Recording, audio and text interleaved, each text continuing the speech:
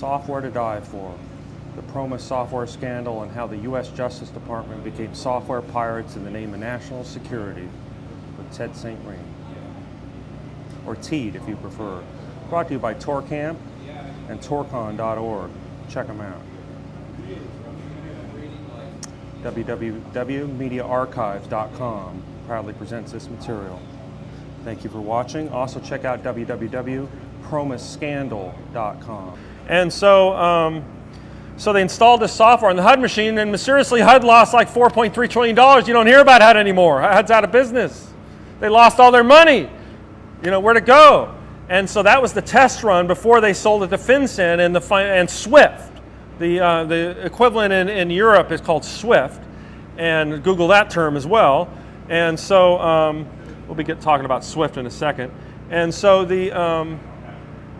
but anyway, so the next step was so they did HUD as a test to see if they could extract a bunch of money and nobody would know where it went. It's like those programs that used to work at the banks, and they'd siphon off every $0.25 of interest from all the accounts and funnel it into this other account. Or they go and change their mag strip readers on the deposit slip, so when somebody go put in a $500 deposit, it would transit into another account because they had re-encoded the mag strip, you know?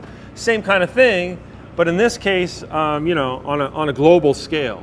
And so basically what this investigative report found, and a lot of it was kept secret, was that you know, this was the payoff for the October surprise, for keeping, you know, the Iranian hostages hostage for another 28 and a half days or whatever it was, 22 days, to keep, you know, to make sure that Reagan won the election. This was the payoff. PROMIS Software is who paid these people off that handled all that. This is what they wanted. They wanted this software. And then they all turned up dead, but that's okay. So anyway, so these guys are dead. Anson Young and Nung. This is an interesting one. He was down, I think, in Brazil somewhere or something, and he was murdered. I didn't have a photo of him. Some of these photos are very, very hard to find. It took me a month. Well, actually, it only took me like 3 days, but I've been working on the project for many months, and you know, I've got about 150 slides. We're only halfway through. How are we doing on time over there? Oh, excellent. We're exactly halfway through the tape, and we're halfway through the slides. We're on target. And so all these guys started turning up dead. And so anybody here seen this guy, Gerald Bull? He developed the rail gun, the super gun that he was supposedly sold. You know, Saddam was on our team. You know, Saddam was on our team. Osama was on. These are all made men. You know, they're all working for us. You know, until you know they become expendable, and then you know they fly Saddam out and his family out on the jet, and then they and he's living in the Bahamas, and you know who knows where everybody else is. And so all these people, you know, these real innovators started turning up dead. You know, this guy was assassinated outside of his apartment. And so then there's Bill McCoy. And Bill McCoy had heard, this isn't him, of course, this is just somebody who looks like him, maybe, sitting in his chair. He heard there was a contract out on his life, and that several people were coming to kill him. So he decided, instead of being killed, he was just going to stop taking his heart medication. And they found him dead in his chair. But right before he died, he was working on a project called Elbit. And there's all sorts of Elbits now. This is Elbit Systems, actually, no relation to the Elbit chip, of course. And it's basically, like I was talking about before, these little burst transmitters. You can see them up there on the key, for an example. And there's a little diagram and a circuitry, and here's just a couple other ones. That one up the upper right is an infrared burst transmitter. And then, of course, we just got a regular 433 megahertz, you know, transmitter. So they're very common. You know, back then they weren't as common, but you know, they're basically, you know, made a deal with Intel. You know, that's why I prefer the PowerPC Max, because you know they don't have an Intel chip in them. We'll talk about in a minute. And so that's the problem, is these Elbit chips are supposedly in all computers everywhere, and they can literally just store up every keystroke that you've made over your entire lifetime and send it in a matter of seconds to some satellite that's orbiting overhead. You know, this is the technology that exists. They can pick up, just like they can pick up what's on your screen from a van outside the, you know, from outside the thing, using the electromagnetic waves that come off your screen. You know, it's basically the same technology. And this is what PROMIS allowed them to do. You know, basically it increased their sophistication like tenfold, enough where they could start, you know, receiving signals from laptops, you know, flying overhead. Oh, and there's the flow flying receptors. Ah, however evil they are. And I should also mention another website I have, Hacker DVD. Some of the titles, in fact, they just Emmanuel Goldstein from the Hope just gave a great presentation last night.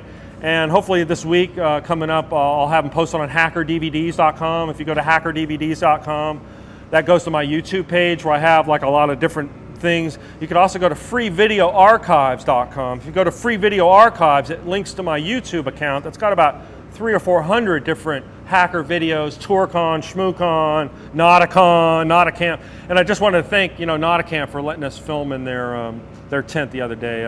Our tent was actually blown down by the dust devil. You know you're in bad condition when somebody says it's coming this way. The last 2 times my life were in danger, I was nearly hurt out here the other day. Somebody was saying, the first time was I was sleeping in a restaurant, there's a tornado and it's headed this way. And then 2 days ago I was in there, we're getting ready to film. Actually I was supposed to go present, but then the octopus put an end to that. And so then there's a dust devil and it's headed this way. That's the last thing I heard, and it was all over from there. But go to my MySpace, Ted's Adventure with 2 Ds, TEDDS, adventure.com to check those photos and all the other photos here. So anyway, so all these people, so we have these hacker chips in all our computers. And they're put there by Intel, and the CIA, and now Google's, got its Google Gear. Anybody got Google Gears installed? I do. I don't mind. One question about the EL chip, though. It's a versatile transmitter. It should be detectable with software radio to be able to isolate the frequency that it uses. Yeah, well, it depends on what frequency. Yeah, you think you'd be able to detect it. And the other thing about these is it uses latent power, supposedly. It doesn't. You don't even have to have the thing plugged in. I mean, you have to have it plugged in, but the machine doesn't have to be even on. So it's got like a capacitor or something? Well, it just uses the latent power from the circuit. When you plug your, it's that dead power you have when you plug in. It uses that latent. It's tied into that latent power circuit. Nice. And so your machine could be off, in the closet, and it could be sitting there transmitting. But yeah, no, that would be, an interesting thing to do a bandwidth scan, or, now these days, it might go out over the internet. You have a packet sniffing. Who knows what's going on. But so there's this concern that another question. Oh, I was just going to say, you're just talking about the late voltage or trip voltage. Like, I'm sure you've heard the stories of the cell phones, wiretapping, turn off the cell phone, certain Nokia phones. Oh, not just turn them off, take the battery out of them. Right. Yeah. Hot on the hook, it's called. Yeah, sure, hot on the hook. And this is what PROMIS did. Yeah. The hot on the hook technologies. It's a perfect example. Google that one. Yeah. So anyway, all these people started turning up dead. Ian Spiro and his wife were killed out in California. They were involved with Riconosciuto. And this all, made the papers. It's big news back then. And so just more and more, once again, I'll have all these slides posted on my website, promiscandle.com. You can check it out. Found dead of poisoning at Spiro. Interesting. And so then there's this guy, Robert Maxwell. This was a difficult photo to find. All these people started dying around 1991, same time Casillero died, 1991. We still got audio over there? You can hear me come out of there? Check, audio? Yeah, okay. And so Robert Maxwell was found drowned in 1991 in kind of a mysterious, drowning accident, like Natalie Wood, except that one was pretty explainable. And so basically, this was the guy that helped broker PROMIS sales worldwide. He was a big publishing magnate out of London, and he helped broker sales to like hundreds of nations and all these people worldwide. And he was even investigated by the FBI for sales of PROMIS, for selling the software. We're probably like a half hour or less. But anyway, so all these people just ended up starting up dying. Anybody related to the case that were or friends of theirs or whoever knew the story or who could make connections, they just all ended up dying, and one after another, just dead. It looks like I did pull the Carradine photo out. That one will be in the thing. I blocked out the actual body, but it's interesting when you look at the Carradine photo. You'll see a red miniskirt, a red lingerie on the bed. And what's interesting, and you aren't found dead in a hotel room, hanging from a hotel room in Bangkok with, out some kind of sex involved, probably, And so there's probably some kind of other involvement there. But what's interesting is that autoerotic asphyxiation that we just heard so much about, and once again, carradinetribute.com for the video. I just met him like 4 months ago. Unbelievable, he's gone, but very interesting video. It's basically a good cap on his life. And so a lot of other people, this guy here, Jonathan Moyle is his name, and he was investigating the PROMIS Iraq connection, and he was found dead of autoerotic asphyxiation down in Santiago, down in Chile. And so, so a lot of people, associated with this is one of the ways that they, kill people, make it look like a suicide, So, and I'll go on the record to say, if I ever commit suicide, 100%, it wasn't me, man, I didn't do it. But anyway, so then there's others. Anybody know who this is? Phil Schneider. He would be another one that might have been here. He was basically charged, had a contract to help develop underground bases across the country, especially one down in out underneath supposedly the Denver International Airport. There's supposedly a big underground complex under there that can house 4, 5, 6, 10,000 people. And so he helped develop all this stuff, and talks about all this, went public. In fact, one of the conferences that I got the rights to distribute, called the Global Sciences Congress, the globalsciencescongress.com is where eventually it will end up. But I have some lectures from him. In fact, here's a string clip from that lecture where he's talking about all these, weird things and all this stuff going on, and how he helped build these bases, and this is how they were built, and this is what they did. And then, of course, he was found dead. They thought it was suicide, or I forget, it wasn't auto-afflicted, but he ended up, they didn't find it because he was swollen. After you die, you swell up and stuff. They didn't find him for a few days. I guess he lived alone. Don't live alone, anybody. That's the worst thing. But, live with roommates so they can get killed too.